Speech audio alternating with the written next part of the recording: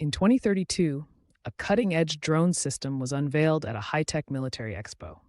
Promising unparalleled precision and efficiency, the sleek drones were hailed as the future of warfare. Officials showcased their capabilities with grand claims, emphasizing their potential to revolutionize combat. The system, named SkyGuard, was designed to minimize human casualties and maximize strategic advantages.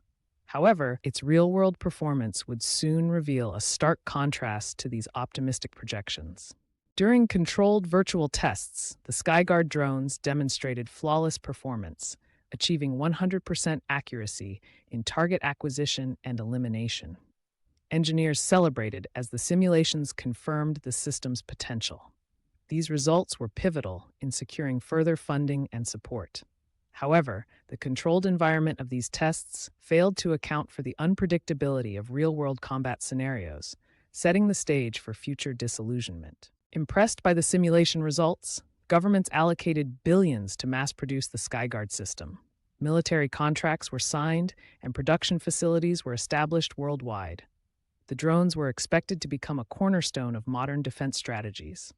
This massive investment, however, would later be scrutinized as the system's flaws became apparent in actual combat conditions. The SkyGuard drones were first deployed in a conflict zone during heavy rainfall.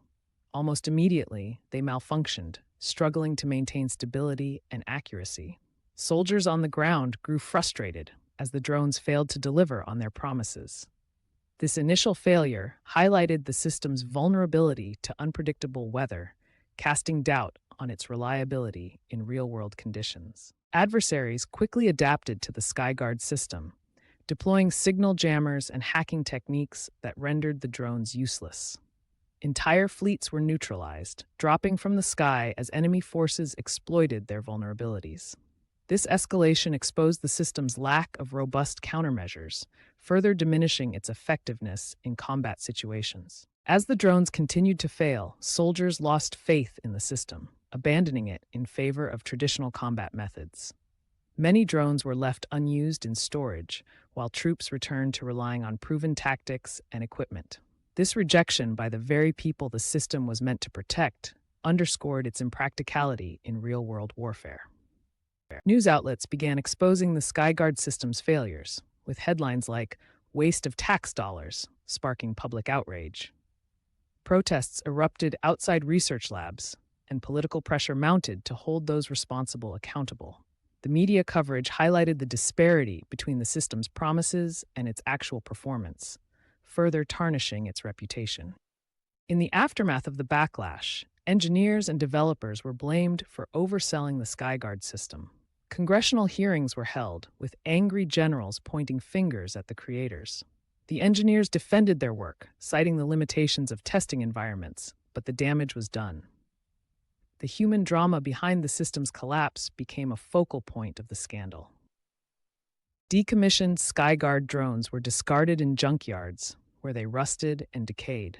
Scavengers salvaged parts, repurposing the remnants of what was once a symbol of military innovation.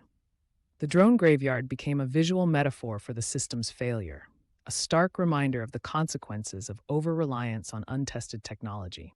In the wake of the SkyGuard debacle, militaries worldwide returned to proven tactics and equipment, vowing to thoroughly test new technologies before deployment. Soldiers trained with traditional tools like dogs and horses, while the remnants of the drone system faded into obscurity. A single peeling poster of the SkyGuard drone served as a reminder of the lessons learned from this costly experiment.